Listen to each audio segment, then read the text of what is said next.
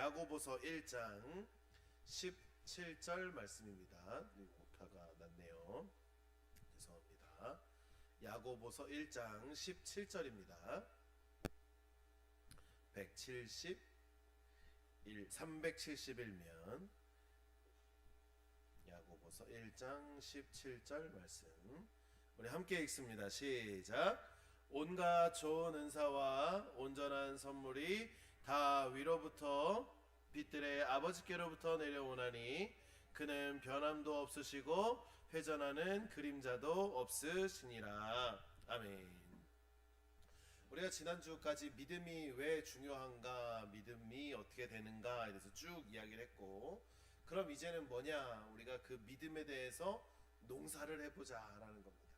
뭐 시골이기도 하지만, 우리가 농촌 지역이기도 하지만 믿음을 잘 심어서 그 믿음의 열매를 우리도 누리고, 그 믿음의 열매로 인해서 하나님께 영광을 올리기 위함에 우리가 가장 먼저 해야 될 건 믿음의 농사를 준비하라 라는 거죠. 그러니까 믿음이 그냥 하늘로부터 뚝 떨어지는 건 아니죠. 내가 하나님의 말씀 가운데, 하나님의 뜻 가운데에 노력하고 애쓸 때 그 하나님의 능력이 우리에게 나타나는 것이죠. 그럼 그 믿음의 농사를 지을 때 가장 먼저 필요한 게 뭐냐? 오늘날 우리가 농사를 지으려면 여러 농기구들도 필요하고 씨도 필요하고 여러 가지가 있지만, 믿음의 농사를 지으려면 가장 먼저 중요한 건 하나님이 누구인지를 알아야죠. 하나님이 누구인지를 알아야죠. 생각을 해보세요. 우리가 땅에다가 뭔가를 농사를 짓고 작물을 심으려고 그러는데 가장 중요한 건 이 작물이 어느 땅에서 자라느냐, 그죠? 이 땅에다가 이 작물을 심어도 되느냐라는 것이죠. 어떤 작물은 물 빠짐이 좋은 땅에다 심어야 되고, 어떤 작물은 물 빠짐을 굳이 신경 쓰지 않아도 되는 데 심어야 되고, 또 어떤 작물은 물을 많이 줘야 되는 작물이 있고, 어떤 작물은 물을 많이 안 줘도 되는 작물들이 있죠. 근데 우리 권사님들은 다 아시죠? 그것들을 다. 얘는 물이 많이 줘야 되고 뭐 해야 되고 뭐 해야 되고. 저는 제가 아는 것 중에 하나는, 이게 맞는지 모르겠는데, 얼마 전에 비가 엄청 왔잖아요. 비가 엄청 오면 고추에 뭐가 생겨요? 병이 생기죠. 탄저가 생기나요? 맞아요? 비가 오고 나니까 고추가 물르는 거예요. 이렇게 점박이처럼. 근데 고추에 비를 또 안 오고 물도 안 주니까 그때부터는 진딧물이 생기기 시작해요. 그러려면 이제 농약상에 가서 약을 줘야 될 거 아니에요. 제가 이제 여기 밭에, 여기 땅들에 잡초가 하도 많아갖고 이제 약을 줘야겠다. 그래서 제초제를 사러 여기 고3 농협에 갔어요. 갔더니 물어보는 거예요. 어디다 줄 거예요? 그래요. 땅에다가요. 땅에다 줄 거예요. 그랬더니 어느 땅에 줄 거예요? 아니, 우리 마당이랑 저 뒷뜰에 좀 주려고요. 그랬더니 제초제를 주시면서 뭘 주냐면, 그 선택적 제초제가 아니라 비선택적 제초제더라고요. 그러니까 주면 다 죽는 거예요, 보니까. 그래서 이야기하는데, 혹시 뭐 심은 거 있으면 고기단 주지 말고 옆에다 주라는 거예요. 왜요? 그랬더니 이게 뿌리까지 싹 다 죽이기 때문에요, 그 뿌리에 안 닿게 줘야 된다는 거예요. 그러면서 큰 나무에는 줘도 된대. 옆에는 나무는 튼튼해서 이 제초제 정도로는 뿌리가 상하거나 나무가 죽지 않으니까 그건 상관없는데, 그럼 저 여기 밭에다가 옥수수랑 고추랑 심었는데 이건 어떻게 해요? 그랬더니 요만큼 띄고 주면 돼요 라고 막 가르쳐 주더라고요. 그러니까 농사는 그냥 함부로 막 하는 건 아니죠.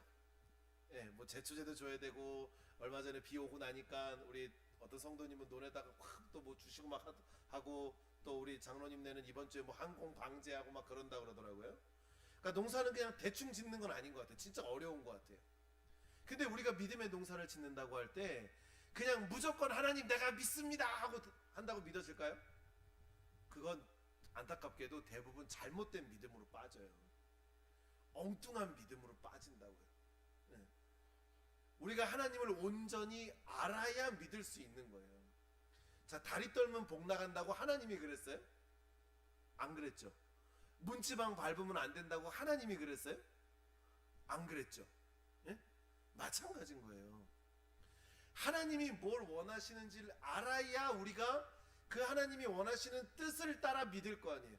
하나님은 아무런 계획도 없고 아무런 뜻도 없으신데 우리가 무작정 가갖고 멱살 잡듯이 가갖고 하나님 내가 믿는데 왜 이거 안 줍니까 하면 하나님 뭐라고 그러실까요? 그건 내 뜻이 아니야 라고 말씀하시는 거예요. 근데 우리가 삶을 살다 보면 생각보다 의외로 이런 게 많아요. 생각보다 의외로 이런 게 많아요. 하나님의 뜻이 아닌 것을 우리가 구하고 있어요. 하나님의 속성이 아니고 하나님의 성품이 아닌 것을 가지고 우리가 구하고 있다고요. 근데 그런 건 제가 이 한 주를 지내면서 이렇게 말씀을 주면서 생각해 보니까 농사를 모르고 짓는 사람이 농사를 지으면 그런 것 같은 거예요. 네. 그러려면 우리가 농사를 모르고 농사를 지으면 적어도 한 해가 망치잖아요. 한 해 농사가 망치잖아요. 근데 우리의 삶은 농사야 뭐 올 이번에 뭐 상반기 망치면 내년에 잘 심지 하면 될 수 있어요. 근데 우리의 삶은 그럴까요?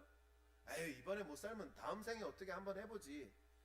우리의 다음 생이 어디 있어요? 다음 생이 이 땅에 없잖아요. 우리는.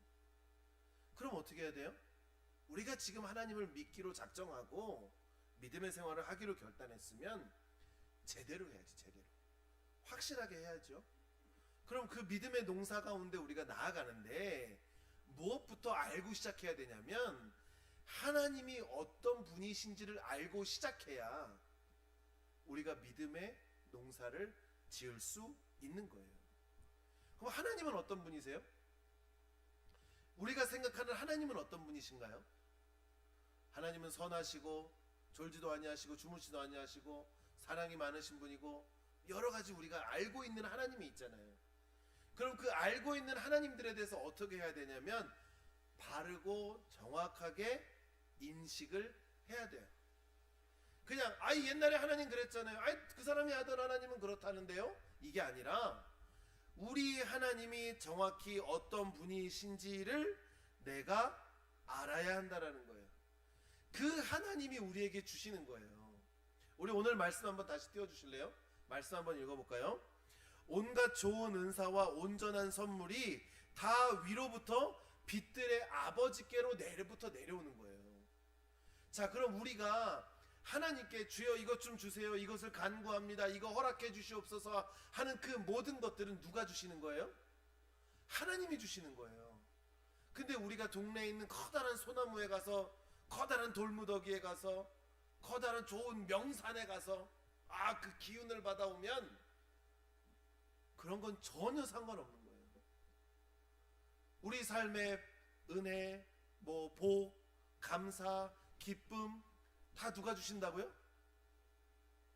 하나님이 주시는 거예요. 하나님이. 내 자녀가 학교에 가서 시험을 잘 맞아왔어요. 시험 점수를 잘 받아왔어요. 그럼 누구한테 고마워요? 우리는 먼저 그러죠. 아이고 수고했다, 잘했다, 야 고맙다, 야. 근데 그 너머에 계신 누구를 바라봐야 돼요? 하나님을 바라봐야 되는 거예요.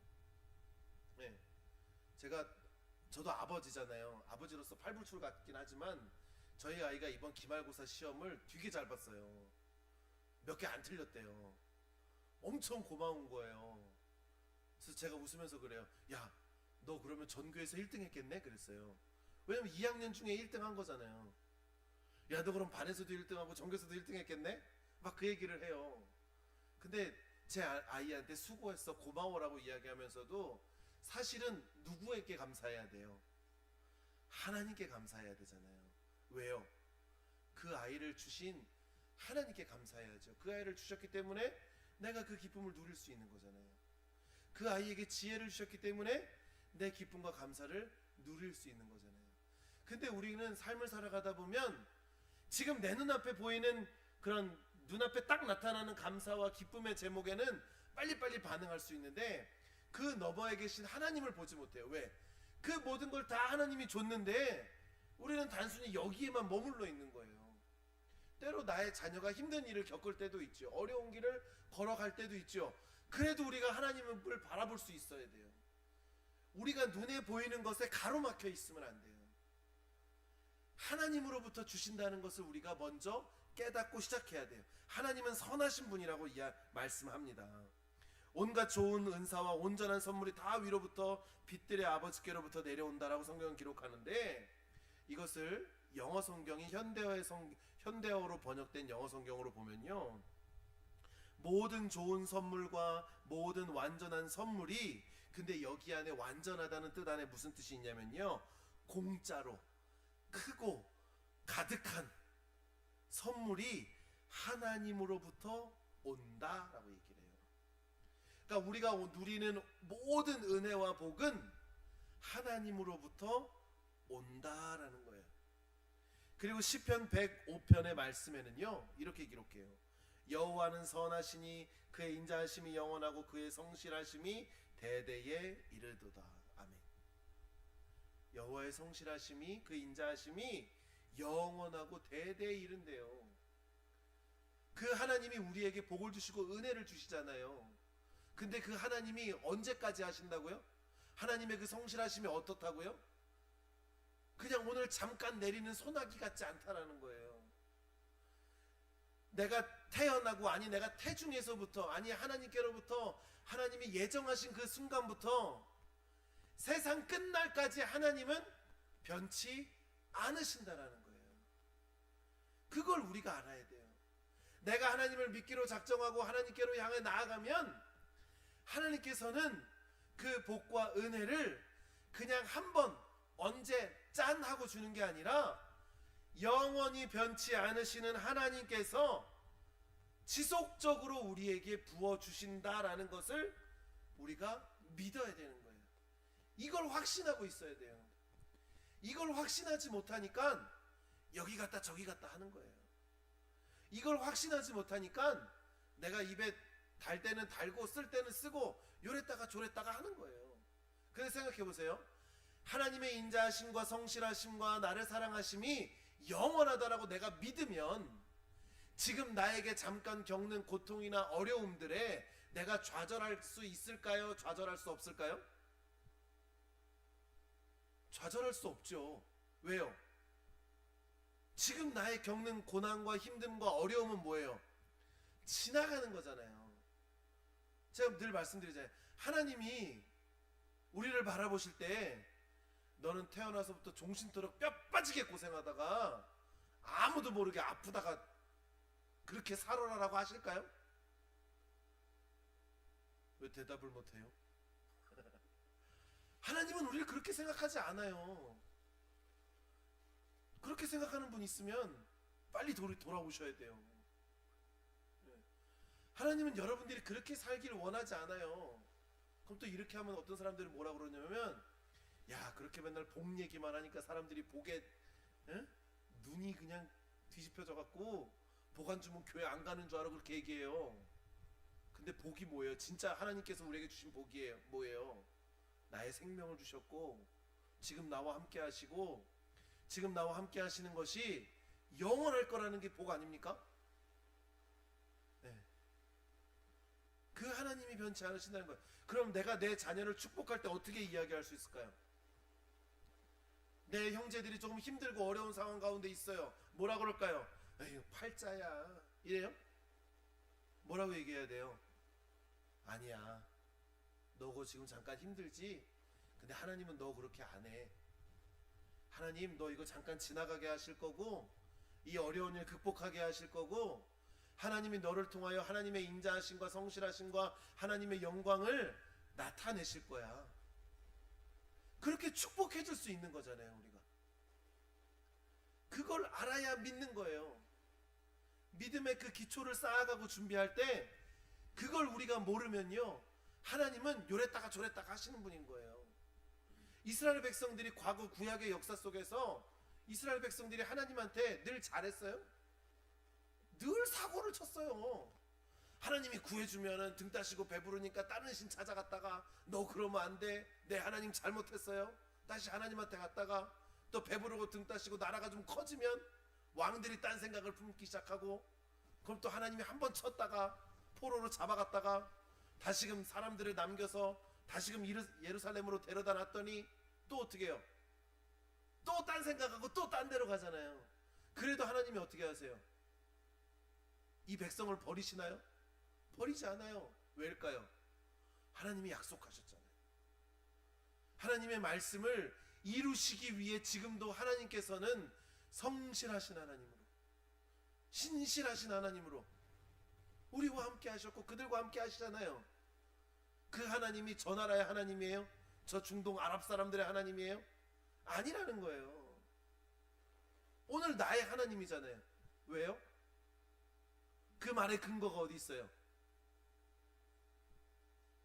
누구든지 주를 그리스도라고 고백하면 우린 뭐가 돼요? 하나님의 자녀가 되는 권세가 있잖아요. 그러니까 그 말씀이 오늘 나에게도 동일한 말씀인 거예요. 사랑하는 성도 여러분, 하나님은 늘 선하신 분입니다. 하나님은 세상처럼 악독하고 바알과 그런 선지자들처럼 피를 흘려야만, 저 심청이를 인당수에 몇십 명이고 빠뜨려야만 복을 주는 그런 하나님이 아니십니다. 근데 사단은 다르죠.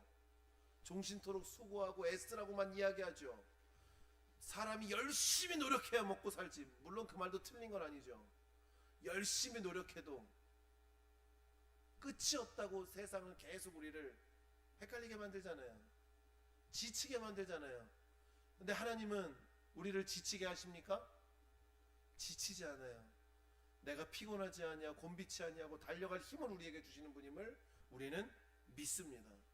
그리고 하나님이 어떤 분이실까요?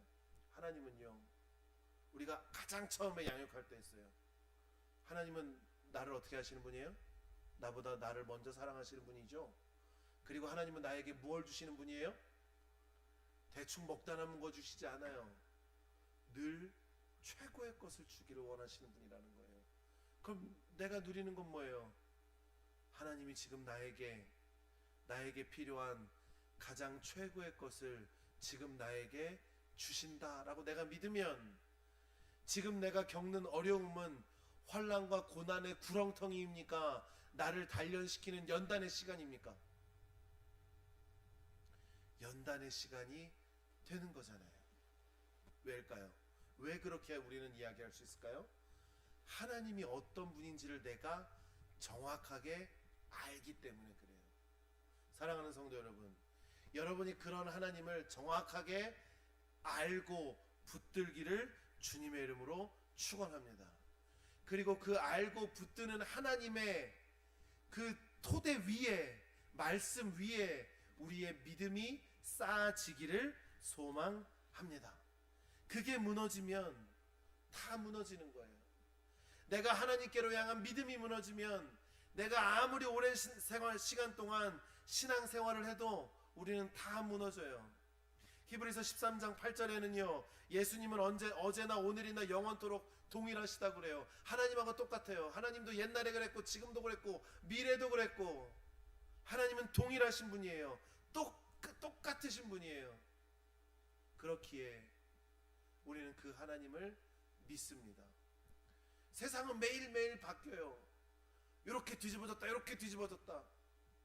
저 어느 나라 대통령 말 한마디에 세상 경제가 휘청휘청하고요, 요동쳐요. 근데 하나님의 말씀은요, 그 말씀으로 인하여 내가 요동합니까?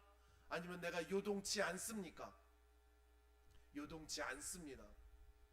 하나님의 말씀은 우리를 흔드는 말씀이 아닙니다.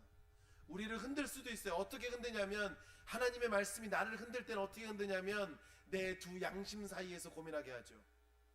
나를 선택할 것인가, 하나님을 선택할 것인가. 요걸 갖고는 흔들리게 해요. 근데 하나님의 말씀은 내가 삶을 살아가는데 나에게 두려움을 주지 않아요. 예측 못할 상황을 네가 긴장하고 살라고 하지 않아요. 네가 말씀에서 만난 하나님이 지금 오늘 너의 하나님이고, 네가 지금 오늘 만난 말씀 속의 하나님이 앞으로 너의 하나님이라고 말씀하시는 거예요. 할렐루야. 사랑하는 성도 여러분, 그 하나님이 바로 우리의 하나님입니다. 그 하나님이 바로 여러분의 하나님입니다. 그럼 또 어떤 분은 그럴 수 있어요. 에이, 목사님은 목사님이니까 그렇게 믿죠. 솔직히 말씀드리면 저라고 쉽겠습니까? 예? 저라고 쉽겠어요? 저도 어려워요. 저도 어려워요. 그래서 같이 하자는 거예요. 같이 하되 조금 더 제가 열심히 보고 말씀드리고 열심히 묵상하고 나누고 제가 앞에서 맨날 휘청휘청 해보세요. 그럼 여러분들 뭐라 그러시겠어요? 예? 이런 말 하면 안 되지만 목사님도 별거 없네 이럴 거 아니에요. 근데 세상 사람들은 우리를 어떻게 볼까요? 교회 다니는 사람도 별거 없네라고 할 거 아니에요. 그렇지 않으려면 우리 어떻게 해야 돼요? 그러한 세상 사람들의 말들 속에 뭐가 무너지는 거예요? 교회가 무너지는 거죠. 하나님의 빛을 가리게 되는 거죠. 하나님의 영광을 가리게 되는 거죠. 그렇지 않으려면 어떻게 해야 돼요? 내가 믿음으로 온전히 서 있으면 되는 겁니다. 이번 한 주간 여러분의 삶이 그런 삶 되기를 주님의 이름으로 축복합니다. 믿음 위에 굳게 서시고 변치 않는 하나님을 붙드시고 그 하나님이 나의 하나님 됨임을 붙드십시오. 그리고 그 위에 믿음을 세워가는 겁니다. 우리의 믿음이 그렇게 날로 새로워질 것을 믿습니다. 여러분의 이번 한 주는 물론 날이 덥고 뜨거울 수도 있죠. 세상적으로 어떤 일이 일어날지 모르죠. 그러나 내가 하나님의 말씀 가운데 매여 있는 자는 요동치 아니하고 두려워하지 아니하고 놀라 떨지 아니하고 오늘 나의 하나님이 내일의 하나님이요 내 삶의 하나님이 될 것을 믿고 붙들고 우리는 세상 가운데 어떻게 살아요? 승리자로 사는 거예요. 우리는 세상 가운데 패자로 살아가지 않아요. 네. 승리자로 살아갈 것을 믿습니다. 무더운 날씨에 건강 조심하시고 잘 지키셔야 돼요. 그래야 어떻게 할 수 있어요? 예배 드릴 수 있는 거예요. 내가 아파 드러누워 있으면 내가 무릎 꿇어 기도할 수 없고 말씀 보기 어렵잖아요. 건강 잘 챙기시고 또 한 가지 숙제를 내드리자면 우리의 자녀들, 나의 가족들을 축복해 주세요. 오늘 우리가 배운 말씀으로 축복해 주세요. 하나님은 영원하신 분이야. 그 하나님이 너와 함께 하시는 거야. 그 하나님이 우리 가족 가운데 함께 하시는 거야. 지금 잠깐 우리가 힘들고 어려울 수 있지만 그게 하나님의 은혜의 큰 뜻 가운데 때로 연단이 되는 거고 그 하나님이 오늘의 너를 통해 분명히 축복하실 거야. 하나님은 한 번도 변하지 않아. 엄마는 믿어, 아빠는 믿어, 할아버지는 믿어, 할머니는 믿어. 이렇게 이야기해 주십시오. 숙제 검사를 하진 않지만 숙제하는 사람은 공부 잘하는 사람입니다. 한 주 동안 여러분의 믿음 가운데 승리하는 삶을 사시기를 주님의 이름으로 축원합니다. 우리 찬양하겠습니다. 546장입니다.